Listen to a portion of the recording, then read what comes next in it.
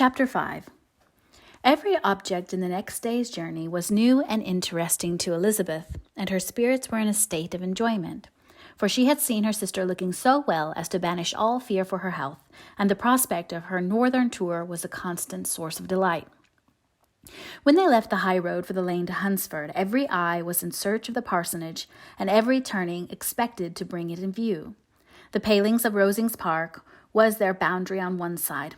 Elizabeth smiled at the recollection of all that she had heard of its inhabitants. At length the parsonage was discernible, the garden sloping to the road, the house standing in it, the green pales, and the laurel hedge. Everything declared they were arriving.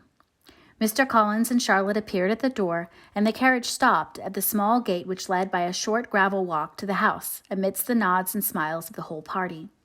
In a moment they were all out of the chaise, rejoicing at the sight of each other. Mrs. Collins welcomed her friend with the liveliest pleasure, and Elizabeth was more and more satisfied with coming than she found herself so affectionately received.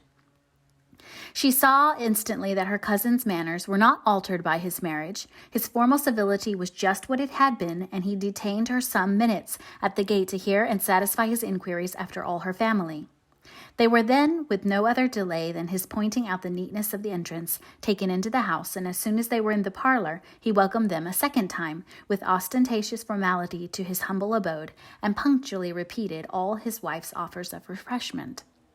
Elizabeth was prepared to see him in his glory, and she could not help in fancying that in displaying the good proportion of the room, its aspect, and its furniture, he addressed himself particularly to her, as if wishing to make her feel what she had lost in refusing him. But though everything seemed neat and comfortable, she was not able to gratify him by any sigh of repentance, and rather looked with wonder at her friend that she could have so cheerful an air with such a companion. When Mr. Collins said anything of which his wife might reasonably be ashamed, which certainly was not unseldom, she involuntarily turned her eye on Charlotte. Once or twice she could discern a faint blush, but in general Charlotte wisely did not hear. After sitting long enough to admire every article of furniture in the room, from the sideboard to the fender, to give an account of their journey and of all that had happened in London, Mr. Collins invited them to take a stroll in the garden, which was large and well laid out, into the cultivation of which he attended himself. To work in this garden was one of his most respectable pleasures, and Elizabeth admired the command of countenance with which Charlotte talked of the healthfulness of the exercise, and owned she encouraged it as much as possible. Here, leading the way through every walk and crosswalk, and scarcely allowing them an interval to utter the praises he asked for, every view was pointed out with a minuteness which left beauty entirely behind. He could number the fields in every direction, and could tell how many trees there were in the most distant clump. But all the views which his garden, or which the country or kingdom could boast, none were to be compared with the prospect of Rosings, afforded by an opening in the trees that bordered the park nearly opposite the front of his house. It was a handsome, modern building, well situated on rising ground. From his garden Mr. Collins would have led them round his 2 meadows, but the ladies, not having shoes to encounter the remains of a white frost, turned back while Sir William accompanied him. Charlotte took her sister and friend over the house, extremely well pleased, probably, to have the opportunity of showing it without her husband's help. It was rather small, but well built and convenient, and everything was fitted up and arranged with a neatness and consistency of which Elizabeth gave Charlotte all the credit. When Mr. Collins could be forgotten, there was really an air of great comfort throughout, and by Charlotte's evident enjoyment of it, Elizabeth supposed he must be often forgotten. She had already learnt that Lady Catherine was still in the country. It was spoken of again while they were at dinner, when Mr. Collins, joining in, observed, "Yes, Miss Elizabeth, you will have the honour of seeing Lady Catherine de Bourgh on the ensuing Sunday at church, and I need not say you will be delighted with her. She is all affability and condescension, and I doubt not but you will be honoured with some portion of her notice when service is over.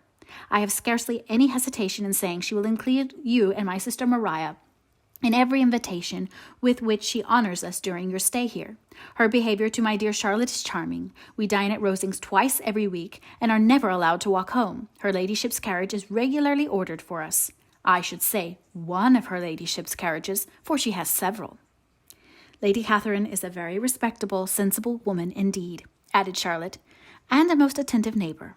"Very true, my dear. That is exactly what I say. She is the sort of woman whom one cannot regard with too much deference." The evening was spent chiefly in talking over Hertfordshire news. and telling them what had already been written, and when it closed, Elizabeth, in the solitude of her chamber, had to meditate upon Charlotte's degree of contentment, to understand her address and guiding, and composure in bearing with her husband, and to acknowledge that it was all done very well. She had also to anticipate how her visit would pass, the quiet tenor of their usual employments, the vexatious interruptions of Mr. Collins, and the gaieties of their intercourse with Rosings. A lively imagination soon settled it all. About the middle of the next day, as she was in her room getting ready for a walk, a sudden noise below seemed to speak the whole house in confusion. And after listening a moment, she heard somebody running upstairs in a violent hurry and calling loudly after her. She opened the door and met Maria in the landing place, who, breathless with agitation, cried out, "Oh, my dear Eliza, pray make haste and come into the dining room, for there is such a sight to be seen. I will not tell you what it is. Make haste and come down this moment." Elizabeth asked questions in vain. Maria would tell her nothing more, and down they ran into the dining room, which fronted the lane, in quest of this wonder. It was two ladies stopping in a low phaeton at the garden gate. "And is this all?" cried Elizabeth. "I expected at least the pigs were got into the garden, and here is nothing but Lady Catherine and her daughter." "La, my dear," said Maria, quite shocked at the mistake. "It is not Lady Catherine. The old lady is Mrs. Jenkinson, who lives with them. The other is Miss de Bourgh. Only look at her. She is quite a little creature. Who would have thought that she would be so thin and small? She is abominably rude to keep Charlotte out of doors in all this wind. Why does she not come in?" "Oh, Charlotte says she hardly ever does. It is the greatest of favors when Miss de Bourgh comes in." "I like her appearance," said Elizabeth, struck with other ideas. "She looks sickly and cross. Yes, she will do for him very well. She will make him a very proper wife." Mr. Collins and Charlotte were both standing at the gate in conversation with the ladies, and Sir William, to Elizabeth's high diversion, was stationed in the doorway, in earnest contemplation of the greatness before him, and constantly bowing whenever Miss de Bourgh looked that way. At length there was nothing more to be said. The ladies drove on, and the others returned into the house. Mr. Collins no sooner saw the two girls than he began to congratulate them on their good fortune, which Charlotte explained by letting them know that the whole party was asked to dine at Rosings the next day.